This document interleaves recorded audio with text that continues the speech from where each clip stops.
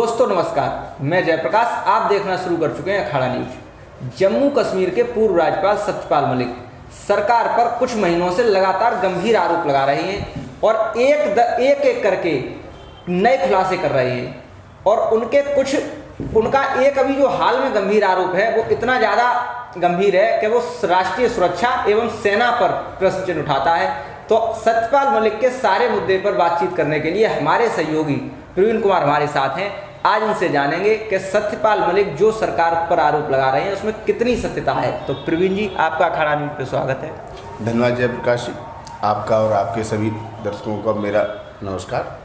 तो प्रवीण जी, सत्यपाल मलिक जो कि जम्मू कश्मीर के गवर्नर रहे हैं और उससे पहले भी कई राज्यों के गवर्नर रहे हैं, वो तो जो एक महत्वपूर्ण व्यक्तित्व तो हो ही जाते हैं देश में, तो उन्होंने केंद्र सरकार को लगातार कुछ महीनों से घेरना शुरू किया है और एक से एक गंभीर आरोप लगाए हैं।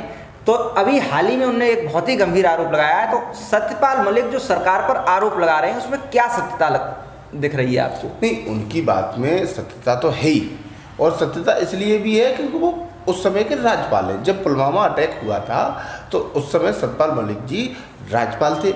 दूसरी चीज़, उनके इतने बड़े बयान, इतने बड़े खुलासे पर आज तक भारत सरकार की तरफ से एक बयान नहीं दिया गया है। चाहे वो प्रधानमंत्री का बयान हो, चाहे गृह मंत्री, चाहे रक्षा सचिव, चाहे रक्षा मंत्री, आज तक किसी ने कुछ नहीं बोला है। हम तो पूछना चाहते हैं और देश की जनता पूछना चाहती है, अगर सत्यपाल मलिक गलत बोल रहे हैं तो आप इसकी जांच करिए ना।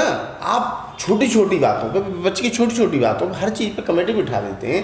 विपक्ष के नेताओं पे ईडी सीबीआई तुरंत लगा देते हैं। तो इस पर भी एक सीबीआई की जांच गठित कर दीजिए कि सत्यपाल मलिक जी सही बोल रहे हैं या गलत बोल रहे हैं।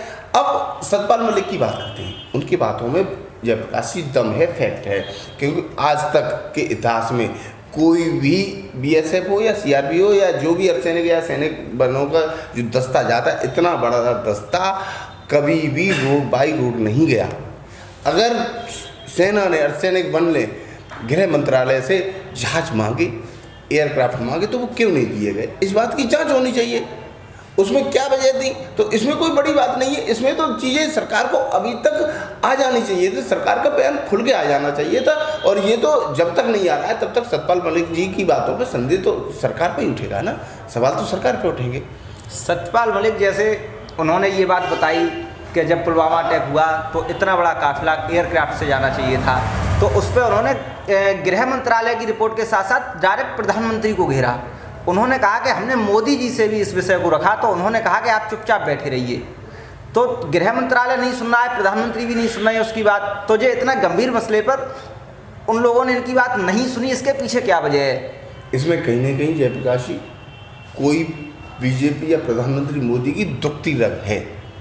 अगर इतना बड़ा आरोप, चाहे राहुल गांधी होते, चाहे अखिलेश यादव होते या केजरीवाल, चाहे विपक्ष का कोई भी नेता, अगर या देश की किसी भी सीमा या सेना के ऊपर कोई भी छोटा सा भी सवाल उठाए तो उसे ये बीजेपी वाले और भारतीय जनता पार्टी और जो मौजूदा केंद्र सरकार के लोग हैं उसे तुरंत देशद्रोही घोषित कर देते हैं। लेकिन आज सत्यपाल मलिक के मसले पर ना तो उनके पक्ष में बोल पा रहे हैं, ना तो ये कह पा रहे हैं कि हाँ उनके आरोप सही है, ना ये कहने की उनमें ताकत है, न सामने आ पा रहे हैं कि ये सत्यपाल मलिक झूठ बोल रहा है। तो कुछ ना कुछ तो मामला है।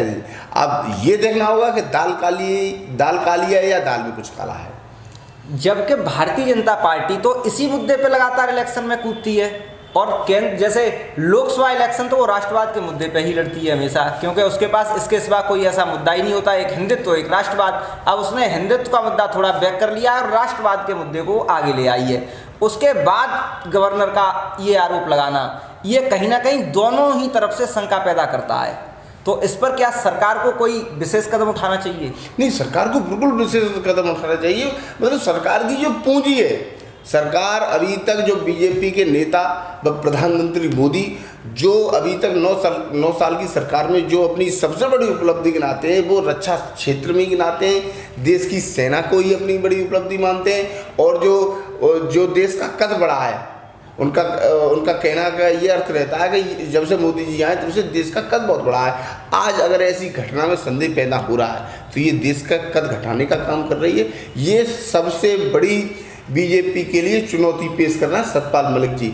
अगर इस पर कुछ नहीं कहा गया उनकी तरफ से तो और देश की नज़रों में, देश की जनता की नज़रों में संदेह तो गहराता जाएगा ही, इसमें कोई दो राय की बात नहीं। सतपाल मलिक गवर्नर रहते हुए ही सरकार के खिलाफ बोलना शुरू कर दिए थे और वो गवर्नर हटने के बाद और ज़्यादा धीरे धीरे आक्रामक होते गए, लेकिन सरकार ने अब तक कुछ दिनों तक उनको बहुत ज़्यादा जैसे वरीयता नहीं दी कि आप 24 का इलेक्शन करीब है तो सरकार को कुछ जैसे डर सताने लगा है उनसे। नहीं, बिल्कुल डर तो सता नहीं। सरकार का क्या है कि जयप्रकाश जी, ये सरकार दो तरह से सोचती है कि एक तो किसी बात में अगर हम फंस रहे हैं तो उसका जवाब नहीं देना है, और अगर किसी चीज़ का जवाब देने से उन्हें लाभ हो रहा है तो वो तुरंत जवाब देते हैं। अब चूँकि सतपाल मलिक जी पे कोई ना तो ईडी लग सकती, क्योंकि सभी पूरे देश की जनता को, ज़्यादातर लोग जानते हैं कि सतपाल मलिक 5 कुर्ते पजामे वाले आदमी हैं, तो इसीलिए ये प्रधानमंत्री मोदी, गृह मंत्री अमित शाह और पूरी भारतीय जनता पार्टी जानती है कि ना तो सतपाल मलिक ईडी से डरेंगे, ना सीबीआई से डरेंगे, किसी चीज़ से नहीं डर सकते। तो इसलिए वो सतपाल मलिक के केस में ये रणनीति अपना रहे हैं कि इन्हें बोलने दो, इनका जवाब नहीं देंगे तो मीडिया में चर्चा का विषय नहीं रहेगा। और आपको बता दूँ, मेन स्ट्रीम जो मीडिया है उसने भी सतपाल मलिक को दिखाना बिल्कुल बंद कर दिया है। जो इंटरव्यू सतपाल मलिक ने या जो खुलासे किए भी हैं वो बहुत, जो जैसे रवीश कुमार पे किया है या एक आध चैनल ने दिखाया है, लेकिन जो मेन स्ट्रीम मीडिया है जिनके करोड़ों फॉलोवर हैं और करोड़ों दर्शक हैं वो नहीं दिखा रही है। नहीं, जिस हिसाब से सतपाल मलिक ने जो आरोप लगाए हैं, क्योंकि उन्होंने हाल ही में 2 गंभीर आरोप लगाए हैं। एक, उन्होंने आरएसएस के बड़े नेता राम माधव का नाम ओपन किया है कि इनके द्वारा हमको 300 करोड़ के ऑफर की बात कही गई थी रिलायंस कंपनी को उसके काम करने के लिए। दूसरा आरोप उन्होंने पुलवामा अटैक को लगाया है।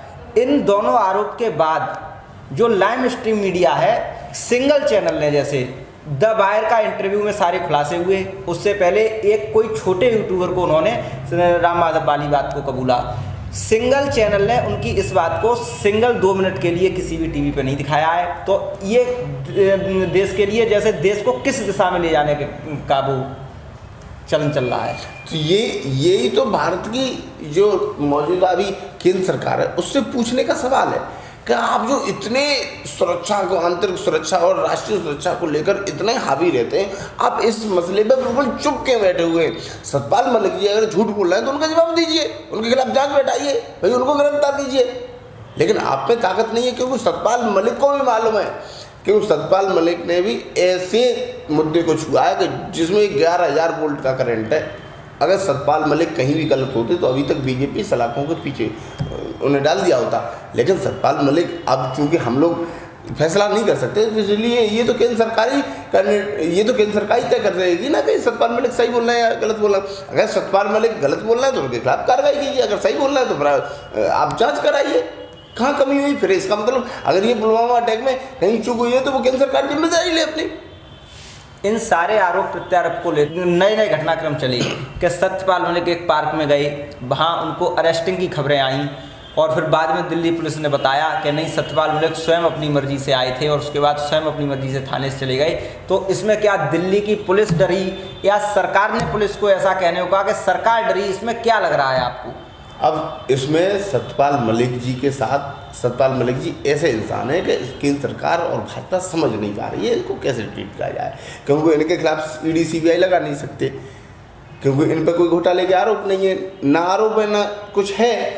अब इनके खिलाफ कैसे करके, ये केंद्र सरकार चिंतित है, पूरी कैबिनेट चिंतित है कि इनको कैसे कैसे रोका जाए। तो आज उनका सम्मान का कार्यक्रम था, खाप पंचायत सम्मान करनी थी। ये तो एक सामान्य प्रोग्राम है, देश में हर जगह होते रहते हैं। तो अब उनके साथियों को या उनको गिरफ्तार करना, तो ये तो उनको डराने धमकाने जैसा फैसला है। अब चाहे ये दिल्ली पुलिस के तरफ से किया गया हो, चाहे केंद्र सरकार के किसी मंत्री या अधिकारी के सारे पे किया गया हो, ये तो वो ही जाने। लेकिन मुझे नहीं लगता कि ऐसी हरकतों से सतपाल मलिक डरने वाले हैं, क्योंकि सतपाल मलिक से हम लोग भी मिल चुके हैं, आप भी मिल चुके हैं। तो सतपाल मलिक ऐसे व्यक्ति नहीं है, क्योंकि उनको मालूम है कि उन्होंने जो जंग छेड़ी है वो किसी आम आदमी के खिलाफ नहीं छेड़ी है। तो वो सतपाल मलिक बहुत मजबूत इरादे वाले व्यक्ति है, शुरू से रहे, तो वो ऐसी छोटी मोटी चीज़ों से नहीं डरने वाले। और जो आज का जो घटनाक्रम हुआ उससे दिल्ली पुलिस ही डरी है उनसे।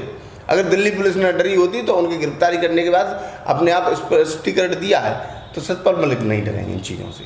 सत्यपाल मलिक जो कि जम्मू कश्मीर के राज्यपाल रहे, वो भी ऐसी स्थिति में कि 370 को उन्होंने विड्रॉ किया। उसके बाद कई राज्यों के राज्यपाल रहने के साथ साथ आज एक बड़े नेता हैं और ज़्यादा समय भी नहीं हुआ है उनको राज्यपाल से हटने के बाद। उनका सरकार द्वारा मकान छीन लिए, आवास न दिए जाना, उनकी सुरक्षा को हटा लेना, ये किस ओर संकेत करता है?